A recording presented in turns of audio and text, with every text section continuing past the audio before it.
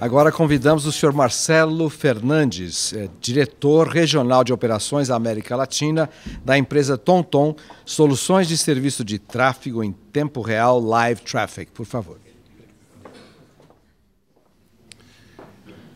Good morning, everyone. And on behalf of TomTom, I'd like to thank you for the invitation.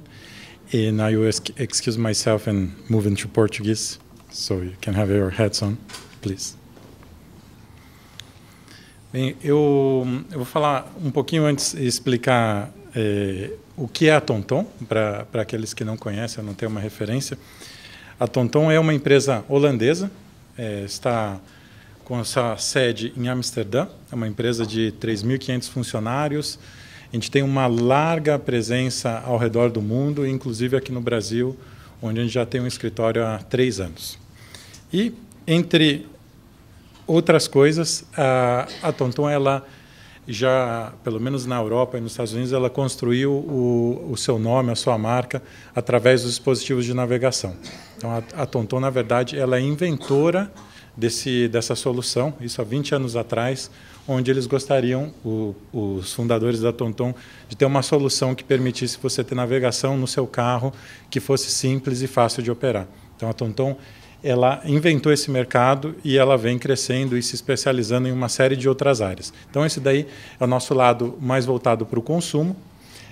A TomTom, ela investiu e continua investindo bastante na questão de soluções de gerenciamento de frotas, nas soluções para trânsito. Então, nós temos um histórico de aquisição bastante grande nesse sentido. Em 2008, nós compramos uma empresa, um dos grandes provedores de mapas mundiais, que se chamava Teleatlas. É uma empresa belga, que hoje está totalmente integrada dentro da TomTom. Então, a TomTom, ela também tem capacidade total de produzir seus mapas. E o escritório que nós temos aqui no Brasil, em grande parte, está voltado à produção de mapas para o Brasil e para toda a América Latina. Finalmente, é interessante ressaltar, hoje a gente também tem uma parceria global com a Apple. Então, a questão, eu vou voltar a isso, nos nossos sistemas, a Apple é uma grande provedora de informações para os nossos sistemas de trânsito. Tá? Então, vou chegar lá mais para frente. Mas, como o próprio tema do evento é mobilidade, acho que a gente sempre tem inicialmente uma versão mais romântica do que é a mobilidade, do que ela nos traz, da liberdade, mas particularmente para o que a gente vive aqui, isso daqui é bastante distinto.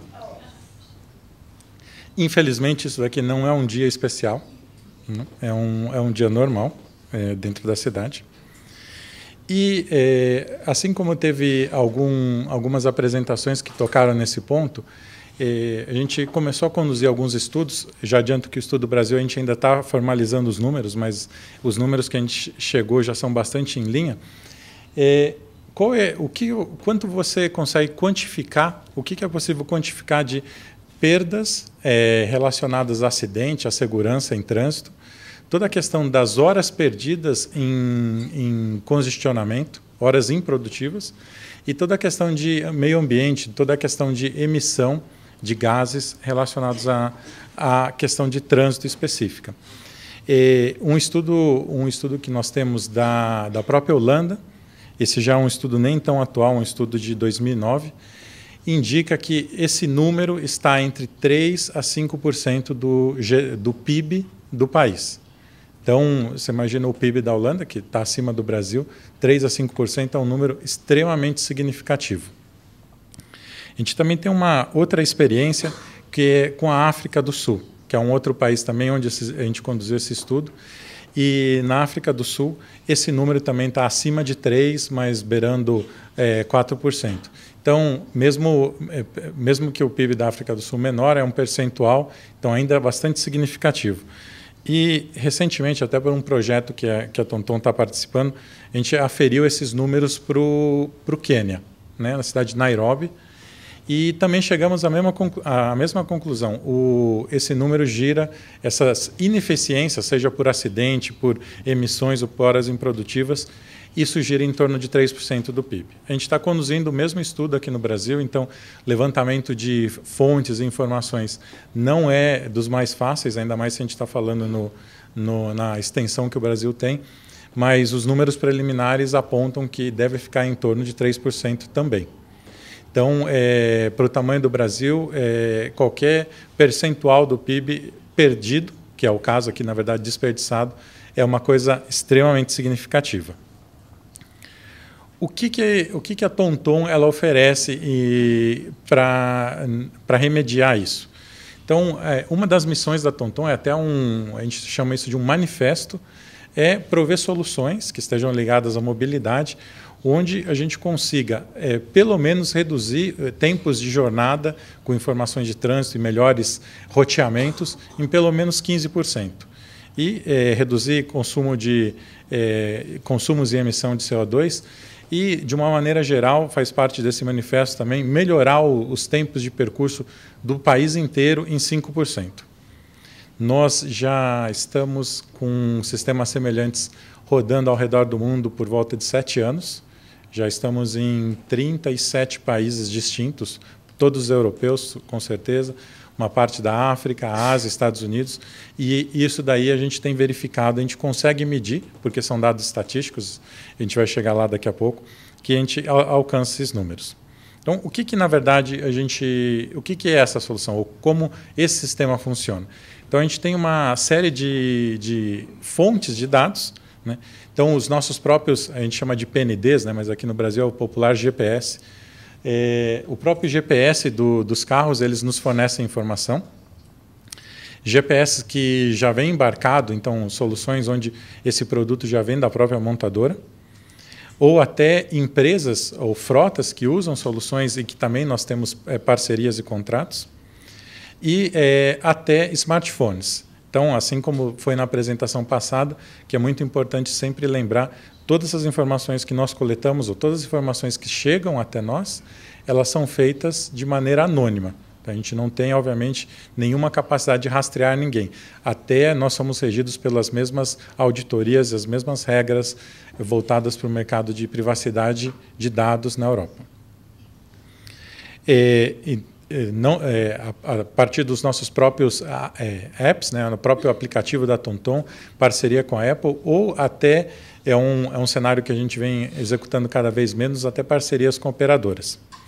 Finalmente, também é uma coisa que a gente tem usado menos hoje em dia, é parcerias com infraestruturas de medição de governos, até pelo tempo, o custo e a velocidade de integração dessas soluções. E, finalmente, a gente casa tudo isso daí com o que a gente chama de dados jornalísticos, ou seja, eventos que ocorreram, ou um acidente, ou algum tipo de obra, onde essas informações também são aglutinadas no sistema. Então, uma vez que a gente coleta todas essas informações, a gente faz uma fusão disso daí, tudo isso daí é enviado para um data center da TomTom, onde ele é fundido. Nós temos o que a gente chama de um traffic engine, ou seja, um motor capaz de analisar essas informações, analisar de onde elas estão vindo, ponderar, porque, por exemplo, na Europa a gente pode receber informações de pessoas que estão usando um celular dentro de um trem. E, obviamente, para medir a velocidade de trânsito, isso daí acaba tendo um impacto negativo. Mas a gente tem como ponderar essas informações para trazer o melhor tipo de informação de trânsito disponível.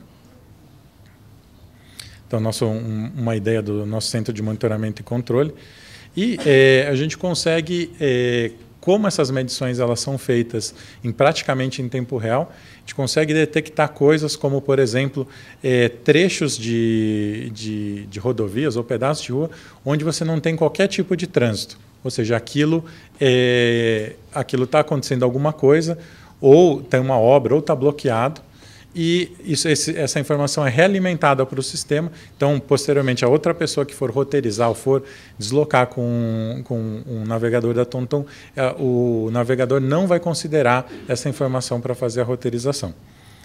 E uma série de outras questões, como alças de acesso de ponte, que estão fechadas. Esse sistema também permite que a gente identifique essas informações.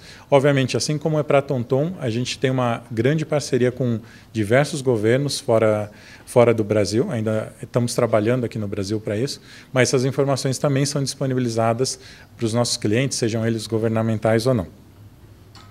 Então, aqui, basicamente, são os dois, vamos dizer assim, sabores de informação de trânsito que a gente trabalha. À esquerda de vocês têm os incidentes de trânsito e a fluidez de trânsito de uma maneira indicada por cores. Então, quanto mais verde, é óbvio que não é São Paulo daquele lado, né? E essa informação, até para que vocês entendam, ela também está disponível no site da TomTom. Então, é uma informação para o usuário final, para utilização, para entender como é o trânsito, é gratuita, está disponível lá. E eu tenho também alguns exemplos aplicados. Aqui, excuse myself if I don't translate that right, my Dutch is a little rusty. Mas esse aqui é o automóvel, similar a um automóvel clube na Holanda, onde todos os sócios têm um aplicativo especial, onde eles têm informações customizadas de trânsito para serem usadas por eles. Essas informações indicam desde velocidade, fluidez, acidentes. Posteriormente, a gente também faz a transferência dessas informações para uma variedade muito grande de dispositivos, sejam TomTom ou não, então de outras marcas, inclusive concorrentes da TomTom, então é uma informação que a gente compartilha. E aqui é um caso bastante interessante que eu confesso que eu não sei o nome da cidade da Holanda, mas onde a gente tem uma parceria com o governo local e aqui é uma informação bastante simples. Então, dado que existem dois caminhos para chegar num destino, a gente indica qual que é o caminho naquele instante com a menor quantidade de trânsito e, portanto, a maior velocidade, né?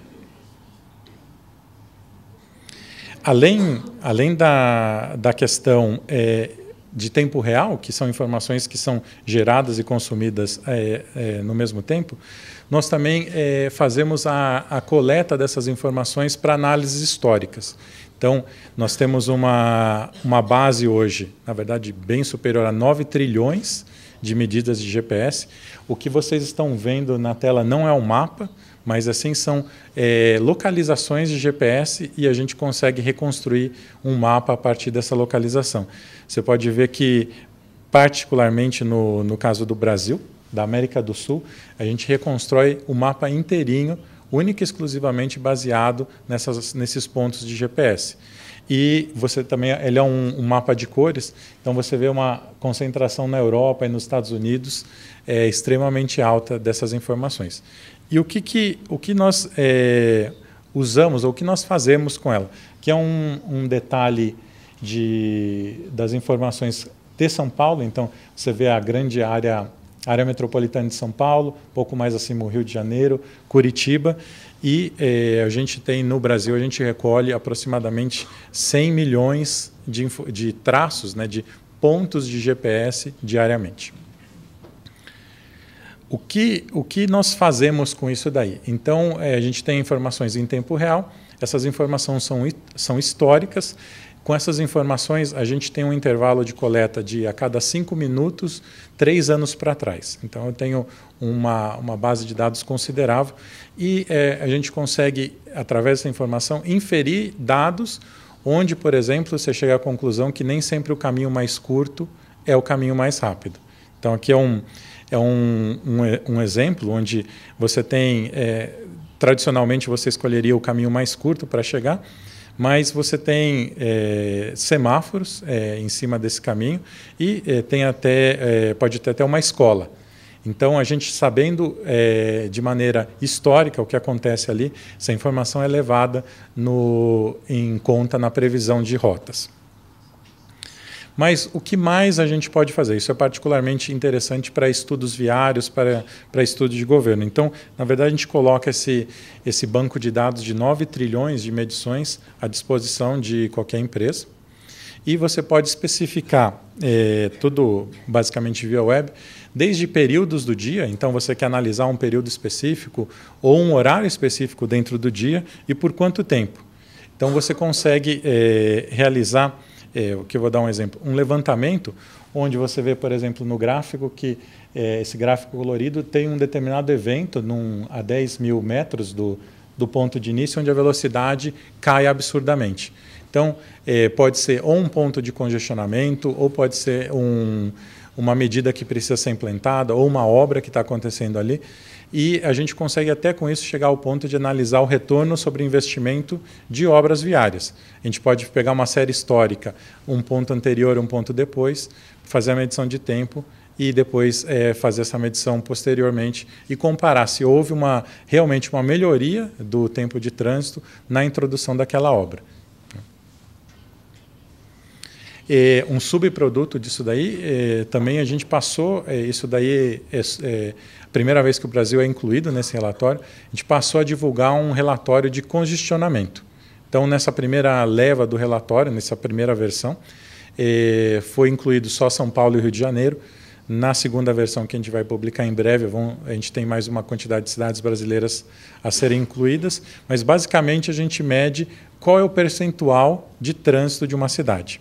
Tá? Então, São Paulo, das Américas, para as cidades que a gente mede, é a segunda cidade mais congestionada, tá? Ganha de qualquer cidade americana, a primeira é o Rio de Janeiro. Isso quer dizer que, na média, você leva 39% a mais de tempo para percorrer uma rua. Por exemplo, se você gasta 1 hora, você levaria 1h40 em horário de pico. Tá? Então, as informações de trânsito históricas, assim como reais, estão em tempo real, elas estão dentro do expertise da TomTom. A gente já tem um portfólio muito grande, muitos casos de sucesso, e a gente também está buscando parcerias aqui no Brasil para desenvolver mais e implantar projetos dessa natureza. Obrigado.